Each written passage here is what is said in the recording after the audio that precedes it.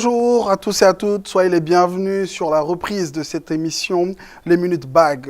Vous l'aurez compris, nouveau présentateur, nouvelle année, nouvelle saison. Et nous avons décidé de démarrer cette nouvelle saison des Minutes Bag avec deux gros champions. Le premier, il s'appelle Monsieur Ibrahim Ballo, c'est un peintre, un artiste plasticien. Il a fait le conservatoire, mais avant, il a eu la chance de passer également à l'Institut national des arts. Notre deuxième invité est un professionnel du monde de l'audiovisuel, directeur de Maléville, une structure qui fait beaucoup de films institutionnels, mais également des documentaires fort remarquables. Il s'agit de Monsieur Jonas Ali Sagnon, qui est avec nous, qui est un champion au même titre que le premier. Monsieur Sagnon a été le lauréat de Corée Fab Lab et Monsieur Ballo, quant à lui, a été le lauréat de Corée Art. Les deux, c'était en 2022. Tout ce qu'on leur souhaite, c'est que 2023 soit aussi riche que cette année qui vient de s'écouler. Nous allons le découvrir ensemble, mais avant, mesdames et messieurs, je vous invite à découvrir la carte d'identité de notre premier invité, M. Ibrahim Ballo.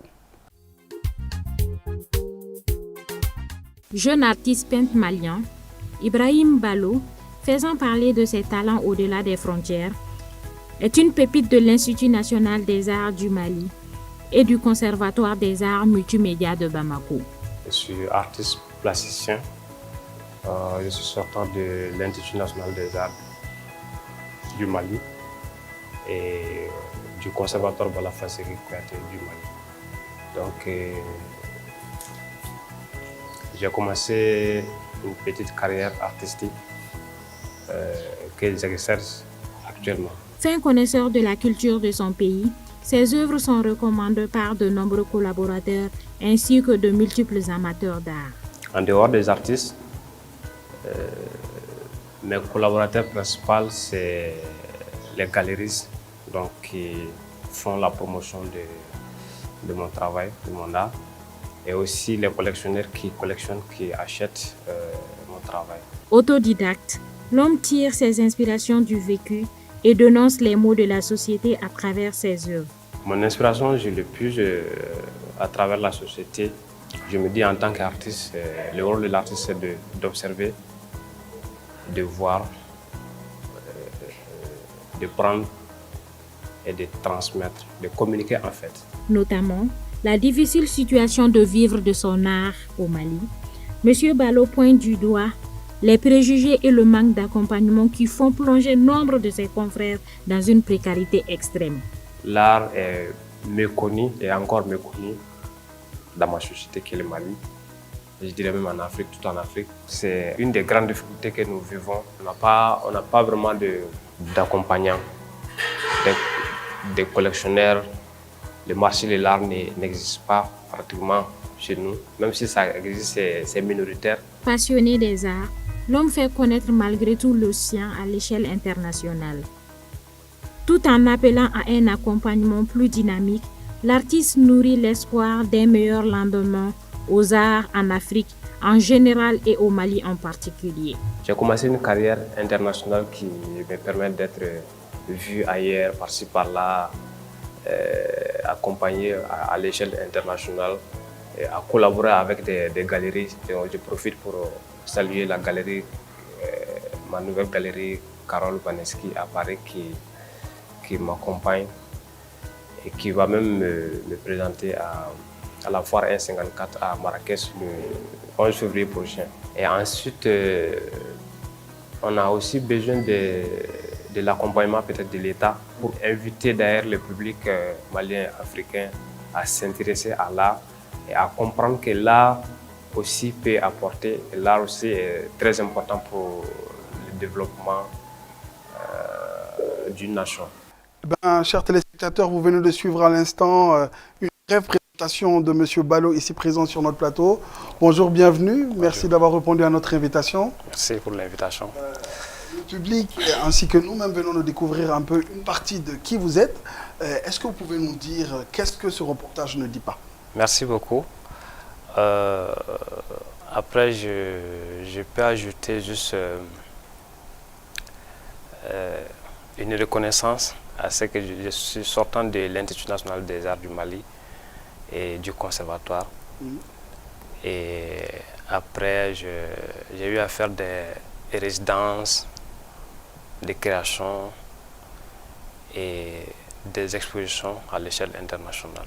Exactement. Donc, parmi ces résidences, je peux citer celle de Burkina et celle de Brazzaville, Congo-Brazzaville, où j'avais remporté un prix là-bas aussi en 2017. On le disait tout à l'heure, vous êtes un champion. Et ensuite, la toute dernière qui m'a beaucoup plu, c'était ma résidence à la Cité internationale des arts à Paris, qui est un appel vraiment très lourd, très costaud, où le jury est vraiment tendu. Très bien. Voilà, et donc sur on le peut choix. dire que c'est quelque chose dont vous êtes particulièrement fier. Exactement. Merci beaucoup Monsieur Ballot pour ces informations complémentaires. Nous allons avoir l'occasion au cours de cette émission de mieux vous découvrir et de parler du thème qui nous réunit aujourd'hui. Juste le temps pour moi de présenter à nos téléspectateurs notre deuxième invité, Monsieur Jonas Alissagnon. Bonjour, bienvenue. Bonjour.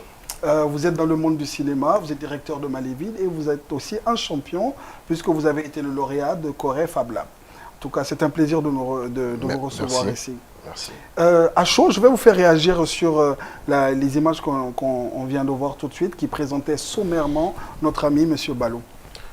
Monsieur Ballot, disons, c'est une fierté pour nous. Connaissant les difficultés du monde de l'art plastique, et voir déjà tout ce qu'il a réalisé, déjà ça ne fait qu'augurer une carrière brillante et c'est tout ce qu'on le souhaite d'ailleurs. Très bien. Et connaissant aussi votre travail, l'art plastique est assez important dans toutes les actions que vous menez en tant qu'ingénieur, en tant qu'architecte culturel et aussi dans la production audiovisuelle. Mais nous allons y revenir. Le thème aujourd'hui, mesdames et messieurs, pour les Minutes Bag, c'est art et spiritualité. Donc nous allons avoir l'occasion de voir quelle est la place de la spiritualité dans la création, dans la créativité de nos invités aujourd'hui. Donc je me tourne vers vous, Monsieur Ballot. Quelle est l'importance, quand on vous dit art et spiritualité, quel est le lien que vous faites dans votre travail de tous les jours? Bon, je pense que c'est deux thèmes qu'on ne peut pas séparer. En fait, les deux sont liés en fait. Okay. Parce que l'art, c'est tout dans la spiritualité. On ne peut pas faire vraiment, selon moi, l'art sans passer par la spiritualité. Voilà. Donc l'artiste, dans son atelier, dans son studio, voilà, donc ça passe d'abord par une réflexion. Exactement, par une prière, par une pensée, par une méditation. Donc les deux sont liés en fait. Prière, méditation. Je me tourne vers vous, Monsieur Sagnon. Est-ce que vous partagez ce point de vue et quelle est sa place? Est-ce que ça arrive au début, au milieu, à la fin, lorsque vous êtes par exemple dans votre domaine, en ce qui concerne la production audiovisuelle, le cinéma, la scénario ou même la production dans sa globalité? Non, il a tout à fait... M. Ballot vient de toucher du doigt la réalité, parce que la spiritualité et la culture ne sont que deux faces d'une même pièce. On ne peut aucunement les dissocier. C'est des choses qui vont ensemble. Et la spiritualité est au cœur de toutes nos créations, d'une manière ou d'une autre. Et comme vous le savez, aujourd'hui, le défi, c'est la narration. Comment redonner une nouvelle narration à notre africanité. Et ça ne prend racine que dans la culture, et plus précisément dans nos croyances, dans nos spiritualités. Très bien. Le mot est lancé en croyance, spiritualité. On est en plein dans le thème. Je crois que vous êtes tous les deux de confession musulmane. Est-ce que des fois ce n'est pas antinomique? Là, nous parlons dans la religion musulmane ou la religion chrétienne, on va dire dans les religions dites révélées. Est-ce qu'à un moment donné, ça n'a pas été un frein? Parce qu'on sait que la représentation dans beaucoup de nos religions révélées doit répondre à certains codes et à certaines restrictions. Est-ce qu'à un moment donné, vous ne pensez pas qu'il y a confrontation ou difficulté dans vos créations, M. Ballot? Ça n'est jamais arrivé? Oui, exactement. Parlant de cette question des religions, je pense que ça, actuellement, les religions étrangères ont vraiment un impact sur l'art, parce que c'est méconnu, ou soit incompris en fait. Parce que je pense que les uns et les autres n'ont pas vraiment compris quel est le lien et comment faire de l'art à côté de cette religion. Et, voilà. D'autant plus que certaines pensent que, prenons l'exemple sur l'islam, donc certaines vont penser que l'art n'est pas vraiment religieux, c'est-à-dire c'est pas compatible. C'est interdit quoi. En fait, c'est pas compatible. Alors que vous pensez que ce n'est pas vraiment le cas, l'un ne va pas forcément contre l'autre. Exactement. Je ne veux pas trop aller au-delà de ça, mais je me rappelle quand j'étais à mes débuts de mon art, j'avais vraiment ce problème. À chaque fois que je dessinais, les gens me soufflaient les oreilles disant que bon, c'est interdit quand tu fais un croquis, après tu vas vraiment donner naissance soit à des djinns, voilà, des esprits, etc. Donc c'est en fait il y a vraiment un blocage à ce niveau où il faut vraiment une sensibilisation pour faire comprendre que ça ne doit pas gêner quoi en fait. Exactement. Voilà. Monsieur Sagnon, est-ce que c'est, on va dire, de la peinture, de la représentation picturale à la production audiovisuelle, est-ce que la problématique est la même, selon vous? Oui, c'est toujours ce problème de paradigme. Et ce paradigme, il faut que nous, Africains, on se réapproprie de notre africanité. Exactement. Parler aujourd'hui des religions révélées ne veut pas dire que nos aïeux n'étaient pas religieux. Au contraire. C'est ici en Afrique, pendant que nous, on discutait de comment parler de la liberté et de droits de l'homme, en ce moment, en Europe, ils s'entredéchiraient. Vous comprenez un peu? Je comprends très bien. Ouais. On avait une civilisation assez avancée, mais qui aujourd'hui, qui est inversée, la tendance est inversée. Et tout le monde est embarqué dans cette dynamique. Et il faut qu'on revienne et qu'on se réapproprie notre paradigme africain pour comprendre que, en réalité, à la base, les religions révélées ne sont qu'une complémentarité de ce que nous, on avait déjà, nos grands-parents, nos aïeux avaient déjà développé. Très bien. Donc, ce qui nous fait comprendre que, selon votre, si je dois ramasser un peu ce qui a été dit, c'est que les bases existent déjà dans nos cultures africaines ancestrales, qui sont aussi une autre forme de spiritualité antérieure à ce qu'on appelle aujourd'hui les religions révélées. Juste avant d'enchaîner sur la suite, j'aimerais vous demander comment est-ce que vous êtes rentré dans la création audiovisuelle. Comment est-ce que cela s'est passé? Disons que c'est venu très tôt. Très vite à l'école, au primaire, je faisais beaucoup de dessins.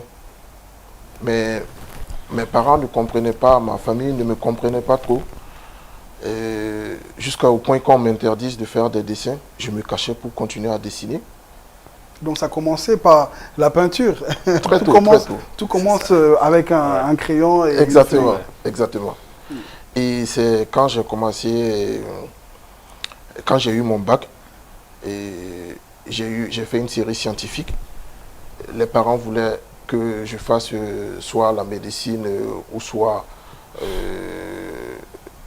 banquier, comptable. Voilà, banquier, comptable. Je crois qu'on les aime beaucoup les banquiers et les comptables parce qu'ils sont importants. Mais moi, j'étais déterminé à faire de l'art, particulièrement le cinéma, parce qu'avec le FESPACO qui se tenait au Burkina, j'avais eu l'occasion de participer et c'est quelque chose qui m'avait enchanté et chaque fois je nourrissais cette envie un jour de pouvoir exercer dans ce métier. Très bien. Donc, d'où l'importance de nombreux festivals, de promotion de tous les arts. Donc, nous encourageons tous les promoteurs et tous les organisateurs à œuvrer parce qu'ils continuent à inspirer, à donner envie aux plus jeunes d'exceller dans ces différentes branches. Je vais me tourner vers vous, Monsieur Ballon. Et d'où est-ce que vous tirez votre inspiration? D'où est-ce que ça vient? Vous nous avez expliqué que c'était la spiritualité d'abord, mais est-ce qu'il y a des matières, est-ce qu'il y a des corps, est-ce qu'il y a un environnement particulier qui vous permet de créer?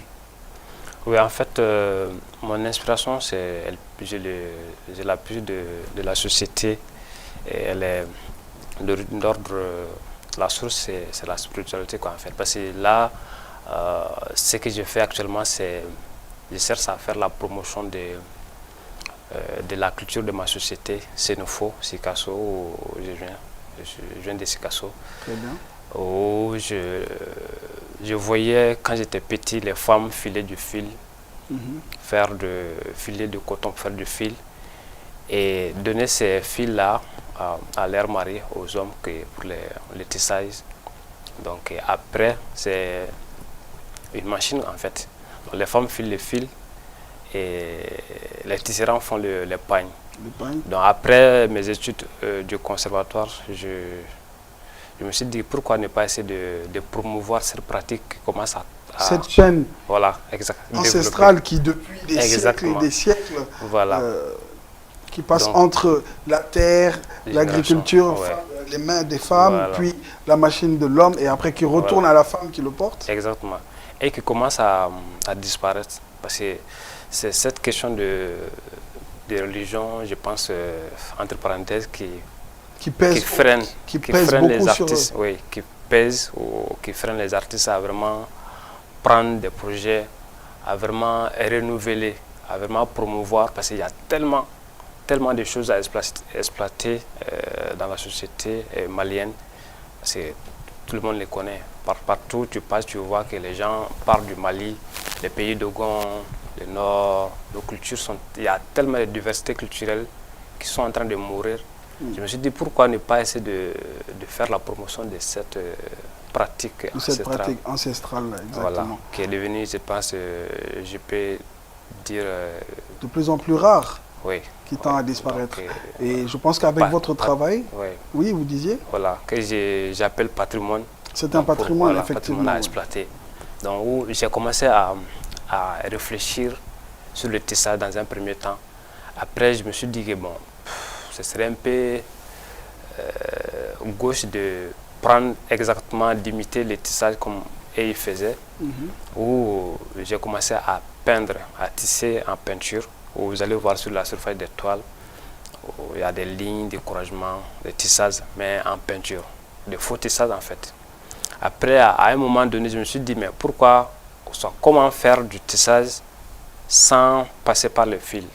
Là, il y aura un problème, quoi. Donc, où j'ai commencé à... Et c'est là que le génie de l'artiste se met en route. Commencer à réfléchir, il y a quelque chose qui manque, C'est ça. Donc, d'où j'ai fait revenir le fil. J'ai tenté de faire un nœud, donc un nœud sur un croisement de lignes. Ça a marché, j'ai commencé à développer ça. Et l'on l'a vu sur, sur le reportage, on a vu de la matière, on a presque envie de porter ces tableaux, au fait. Donc cela se traduit effectivement dans votre travail. Exactement. Très bien. Je me tourne maintenant vers vous, Monsieur Sagnon. Quels sont vos sujets de prédilection? Vous savez, c'est dans ce domaine cinématographique, notre matière de base, notre matière première, c'est la société. Vous m'excusez d'utiliser cette expression, mais c'est la société qu'on interroge. Voilà, donc toutes nos créations prennent racine à partir d'un regard porté sur la société. Exactement. Est-ce que... Nous savons que vous avez produit beaucoup de films institutionnels, notamment des séries, des documentaires. Et récemment, on va dire lors de la fête de l'indépendance, il y a un film en particulier que vous avez réalisé qui a été vu par les plus hautes institutions de notre pays. Est-ce que vous pouvez nous parler de ce film-là? Je dirais que c'était une grande fierté parce que en ce moment où le Mali clame haut et fort sa souveraineté, me voir jeune créateur, la mission être confiée, la mission de porter, de pouvoir célébrer le 22 septembre la fête nationale à cinéma, pour moi c'était un immense honneur. J'ai vraiment donné tout pour vraiment que la fête du 22 septembre dernier soit vraiment très belle. On va expliquer à nos téléspectateurs, il s'agit d'un film documentaire de 33 minutes qui s'appelle Les enfants de l'indépendance. De l'indépendance. Voilà, un film documentaire que vous avez réalisé, que C'est ça. vous avez décidé de dédier justement à cette fête d'indépendance. C'est ça. Voilà, donc c'est un film dont vous êtes particulièrement fier. Beaucoup. Pourquoi? Surtout Au-delà des personnes qui sont dedans, ou de l'inspiration, ou c'est Pour- juste le contexte? pour deux aspects. Parce que pour moi, ce film, parce que je fais un bref résumé du film, ça parle un peu des enfants nés à la date de l'indépendance du Mali. Pendant que le 22 septembre 60, pendant que le Mali prenait son indépendance, ces personnes Arrivé. naissaient. Naissait, c'est ça. Donc pour moi, c'était un peu faire ce voyage en remontant le cours de l'histoire avec ce regard de ces personnes durant tout de l'année 60 à nos jours. Ça a été pour moi comme une sorte d'introspection et un regard assez singulier sur l'histoire même du Mali. Et une connexion aussi. Ah oui, Parce que lorsqu'on rentre en contact avec ces personnes et qu'on les traduit en images, on porte les histoires de toutes ces personnes. c'est ça. Et ça a fait surgir beaucoup d'émotions. Beaucoup d'émotions. La deuxième chose aussi qui me rend beaucoup fier de ce projet, c'est le fait que ça s'inscrit à une date très importante pour la nation malienne, qui est le 22 septembre. Très bien. Ouais. Merci beaucoup. Et le fait que ce film soit passé au niveau de la présidence, diffusé au niveau de la primature et même au niveau du Conseil national de la transition, montre sa pertinence et son importance dans la construction citoyenne de notre pays. Je me tourne vers vous maintenant, M. Balo. Est-ce que vous avez une œuvre en particulier dont vous êtes particulièrement fier? Oui, c'est l'œuvre que j'avais installée à Ségouar à l'édition passée, qui a remporté le Grand Prix du ministère de la Culture l'année Très bien. passée. Encore félicitations. Merci beaucoup. Et merci à Ségouar. Ouais, merci. Donc c'est une œuvre qui me tient beaucoup à cœur et sur laquelle je travaille à présent. Je profite pour parler du projet. L'œuvre a été retenue par le Fonds africain pour la culture, Très bien. où j'ai reçu un petit financement pour développer un peu le projet qui sera présenté au Musée national bientôt. Très bien. Et après revenir à Ségou pour montrer à Ségou le rôle de... C'est une installation en fait. L'œuvre, c'est une installation des lampes. Donc c'est une série d'œuvres, de tableaux. Voilà. Ou c'est un grand tableau? C'est une installation Expliquez-nous. des lampes à huile. Ah, c'est une installation de Des lampes à huile. Parce que quand on parle des lampes à huile, maintenant à notre génération, c'est pas bon. Entre nous, on connaît un peu. Oui, nous mais qui sommes la nés, on va dire, génération qui nous début, suit, milieu des années 80. Voilà, ils se demandent c'est quoi en fait. Ils ne connaissent pas. bien. Alors que c'est les premières lampes utilisées par nos ancêtres pour avoir de l'éclairage. Donc ce sont ces outils qui... C'est des lampes disparaissent. tempêtes, au fait. C'est ce Non. qu'on appelle les lampes tempêtes avec le pétrole, avec la petite mèche. Bien avant ça. Bien avant ça, c'est avec la bougie. Voilà. Et Avec des- J'ai vu l'exposition de son œuvre. Mhm. J'avoue que j'étais impressionné. C'est des mèches à base de coton Oui. Ok. avec Ah oui, c'est bien avant les lampes bien tempêtes. avant, Ouais. avec C'est très bien, excellent. de l'huile.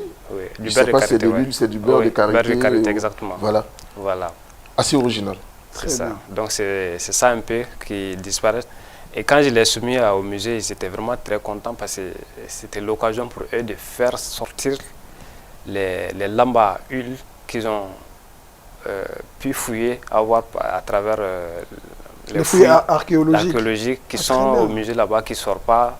Donc le musée était vraiment très content d'accueillir ce projet parce que c'est l'occasion pour eux de montrer ces objets traditionnels, culturels qui disparaissent en fait. Qui disparaissent. Voilà. Et ce qui rejoint un peu votre travail dont on a pu voir quelques images, c'est-à-dire la revalorisation C'est ça. de cette chaîne de tisserands qui fait Voilà. partie de notre patrimoine culturel. Exactement. Maintenant, on va parler de futur. Vous avez parlé tout à l'heure, M. Balo, de cette exposition qui est toujours en construction. Maintenant, M. Sagnon, dites-moi, pour 2023, cette nouvelle année, nous sommes toujours en début d'année, quels sont les projets à venir sur lesquels vous travaillez ou vous allez travailler au cours de l'année? Tout de suite, il y a M. Balo qui a dit quelque chose qui m'a tout de suite interpellé. Quand il disait, il s'est inspiré de comment les femmes dans son village filer le coton. Mais lui, il n'avait plus envie de faire ça comme ça. Il avait envie d'amener, d'innover. Et c'est vraiment ça. Créativité et patrimoine. Patrimoine et créativité. Notre patrimoine culturel, Diop, je vous le jure, est immensement riche. Aujourd'hui, jeunes Maliens, on peut se permettre de dire que culturellement, on peut parler d'industrie culturelle parce que nous sommes assis sur un gisement culturel que nous-mêmes, on ne peut pas épuiser, que même les générations, 2 ou 3 générations après nous, ne pourront pas épuiser. Il y a un grand travail à faire. Et moi, je me suis lancé aussi dans le chantier. Très bien. Et le projet que je suis en train de mûrir actuellement, c'est une série documentaire sur la dynastie des Diarra du royaume Bamana de Ségou. Très bien. Oui. Ah, mais ça, c'est plus que riche. Donc, vous en parlez tout à l'heure pour paraphraser ou pour répéter ce que disait notre guimard national Habib Dambélé. La culture est notre pétrole. Exploitons-la. Donc, et ce qui m'amène directement à inviter nos téléspectateurs à suivre tout de suite et maintenant l'agenda culturel de ces prochains jours au Mali et ailleurs.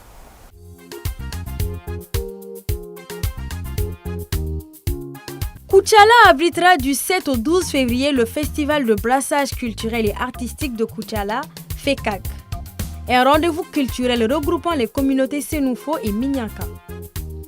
Le 14 février, Bamako Art Gallery initie un afterwork pour joindre l'utile à l'agréable à travers un atelier de peinture qui mettra en avant les génies créateurs des amoureux et amoureuses de l'art. Le 8 février prendra fin la 13e édition de la Biennale de la photographie africaine, communément appelée les Rencontres de Bamako. Un rendez-vous culturel majeur qui met à l'honneur les artistes photographes du Mali, de l'Afrique et du monde.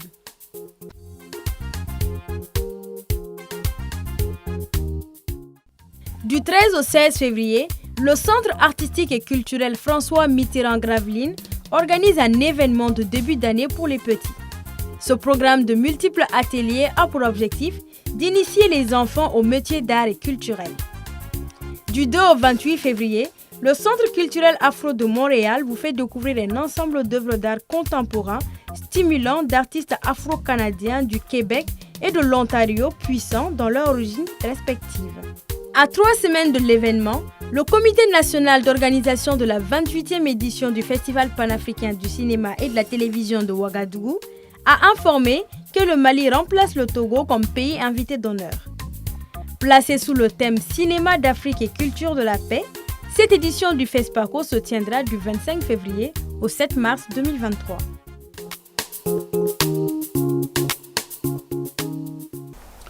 Vous venez de suivre à l'instant l'agenda culturel dans les semaines, dans les jours à venir à Bamako et ailleurs. Donc très heureux de vous retrouver sur ce plateau avec nos 2 champions, M. Ibrahim Balo ainsi que M.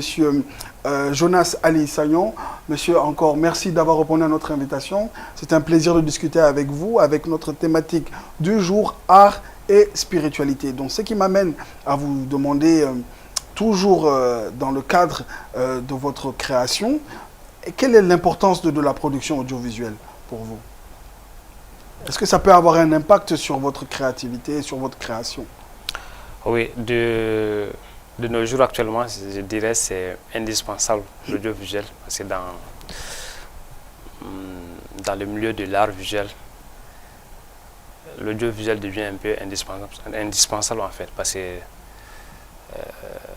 nous sommes dans un moment où tout est numérisé, où il faut vraiment un accompagnement pour vraiment sauvegarder ce que les artistes peintent, les artistes visuels font.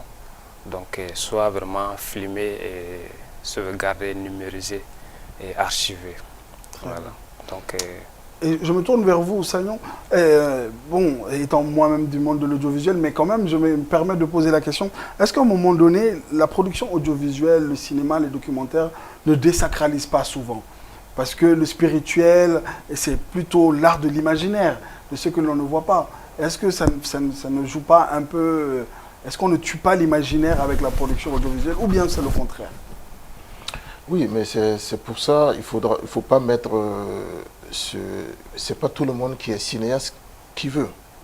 Parce qu'il y a des thèmes, lorsqu'on veut l'aborder, il faut avoir une certaine approche, il faut avoir une certaine créativité pour raconter les choses avec l'image et le son. Je ne sais pas si vous me permettez, mais moi j'aimerais partager une anecdote sur ce plateau. J'ai effectué plusieurs fois des voyages à Gao et chaque fois j'entendais parler de la dune rose de Koima. Oui, et il y avait beaucoup de choses qui se disaient. Et moi j'étais toujours passionné de pouvoir raconter quelque chose en termes d'image sur cette dune rose. Et je posais chaque fois des questions, à savoir mener des enquêtes pour savoir s'il y a des gens qui pouvaient m'en dire plus. Et une fois lors de mes voyages, j'ai eu la chance. Quelqu'un me dit, écoute, j'ai trouvé quelqu'un qui pourra te parler plus de cette dune rose de Koima. Quand je suis allé le rencontrer, je voulais juste poser 2-3 questions vite fait pour vraiment jauger son niveau de connaissance sur l'espace. Oui. Et j'avoue que sur 5 minutes, on est parti sur 10 minutes et sur 2 heures de temps. 2 heures de temps de discussion. Et je n'ai pas manqué l'occasion de lui demander de m'accompagner sur cette dune rose de Koima. Tout le monde me disait, j'étais fou, pourquoi je veux aller sur cette dune-là? J'ai dit non, c'est important pour moi, mon travail. À titre, pour un peu éclairer la lanterne de nos téléspectateurs, qu'est-ce qui se disait, entre autres, sur cette fameuse dune? La dune rose de Koima, c'est une dune qui est à quelques kilomètres de la ville de Gao, là où beaucoup de contes, de légendes se disent.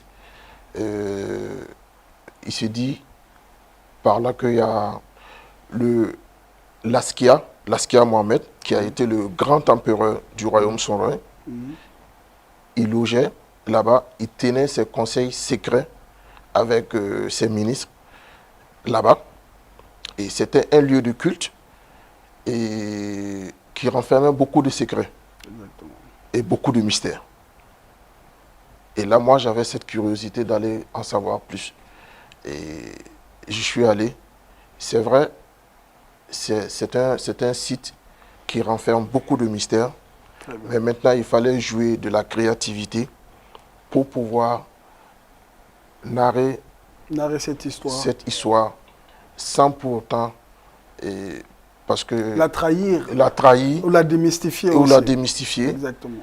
Et aussi si ne pas être en confrontation avec tout ce la spiritualité qui englobe l'espace. De l'espace. Exactement.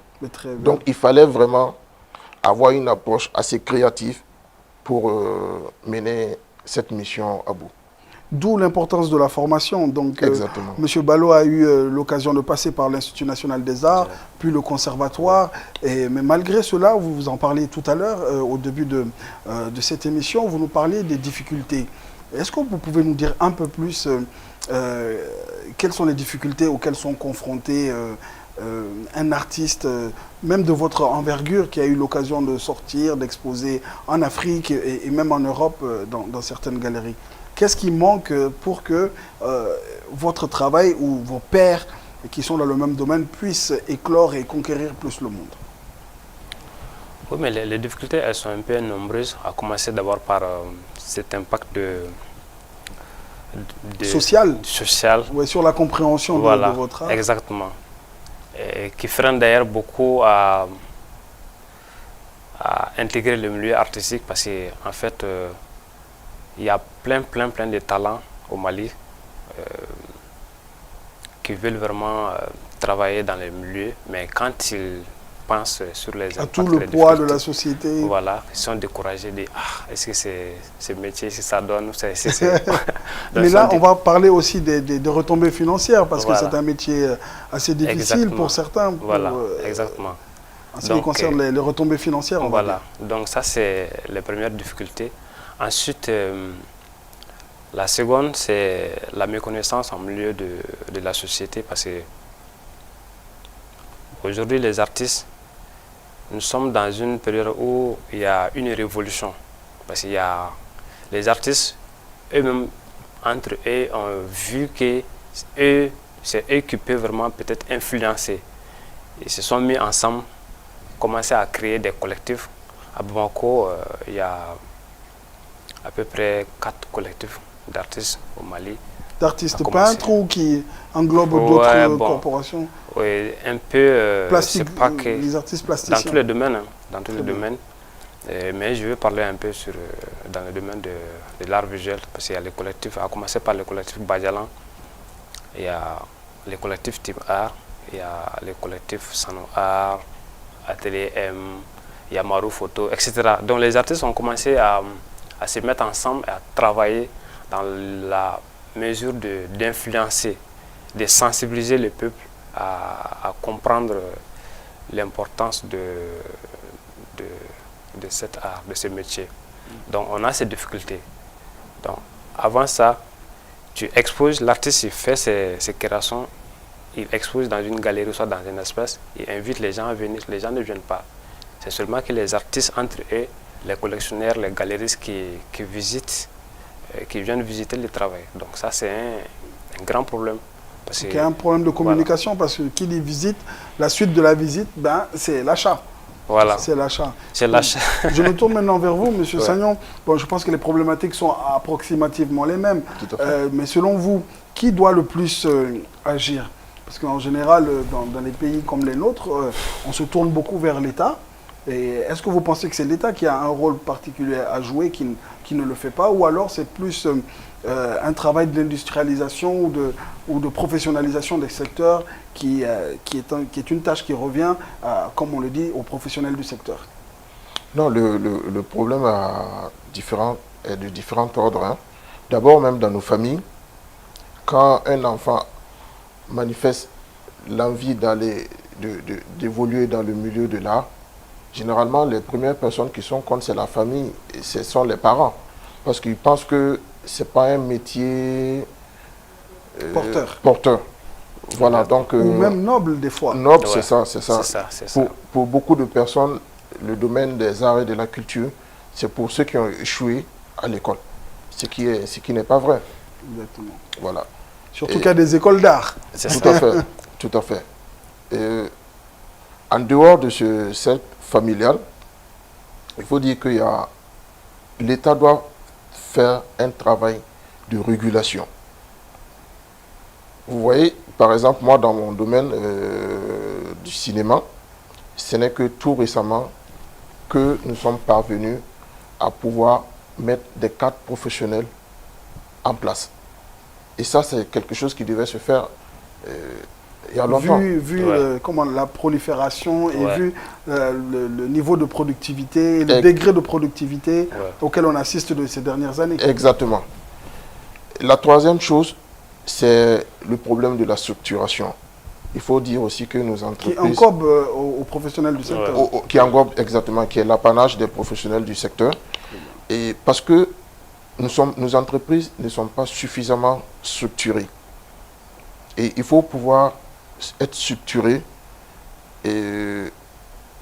au niveau des entreprises, au niveau des corporations, pour porter des voix et faire des plaidoyers au niveau de l'État ainsi que des partenaires techniques et financiers pour faciliter certaines choses.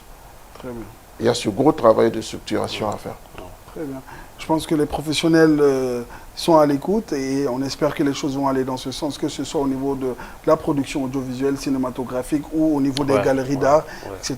Maintenant, M. Balou, je voudrais vous demander, est-ce qu'il y a un film en particulier, qu'il soit africain, malien, qui vous a touché, qui vous a inspiré à un moment donné? Que ce soit dans votre domaine ou pas, un film en particulier, une production? Oui, c'est le film... Ou plusieurs? Oui, je veux citer le film de Guimard National qui avait comme titre Seko Boiré. Ah oui, Seko, un classique Voilà. des séries télé, Ouais. séries, on va dire, pionnières même dans le domaine, ça. en tout cas en ce qui nous concerne. C'est un film que j'ai beaucoup aimé et qui m'inspire beaucoup. Il y a beaucoup, mais voilà, donc c'est ça qui m'a beaucoup inspiré d'abord, mais il y a plein de talents dans le milieu cinéma du Mali, parce qu'on va avec chaque année, il y a pratiquement nos films remportent des prix, donc il y a vraiment les talents qui se développent.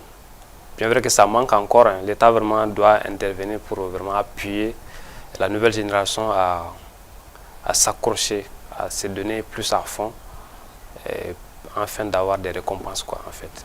Je profite de l'occasion pour citer dans notre domaine où c'est vrai que l'État a mis en place l'INA et les conservatoires, mais il n'y a pas d'espace de communication, d'espace de dialogue des artistes plasticiens. Il ne suffit pas seulement de les former et de les mettre sur le champ, mais il faut juste leur donner un espace de communication. Par exemple, créer un musée d'art contemporain au Mali, ou soit une salle d'exposition nationale pour permettre aux artistes de venir s'exprimer. Voilà. Très bien, bien entendu.